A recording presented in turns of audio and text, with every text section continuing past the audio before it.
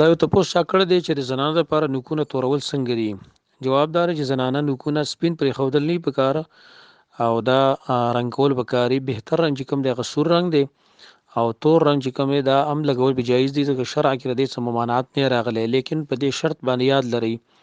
چې که تور رنگ په نوکونو باندې څوک لګي او که سور رنگ په لګي که زیړ رنگ په لګي په دې شرط باندې به لګي چې کله هغه پاتره نه لري جسم نه لري او که چرته جسم لاره پاتره دغه لاره لکه وسام چې کوم ناخن پالش دا پلګي نو بیا به دا او دست طریقې بالکل به زایل کوي ځکه چې هغه جسم لري نو بیا او دست هغه سره نه کی په نوک باندې چې دغه ناخن پالش لګیدلی وي او هغه پاتره لري نو وب چې کوم دی اغلان دی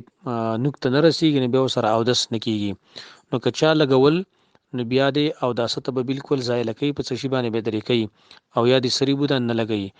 البته هغه رنگ په لګولې شي چې کوم هغه جسم نه لري ک نکریز رنگ شو یا بل سرنګ شو هغه لګولې شي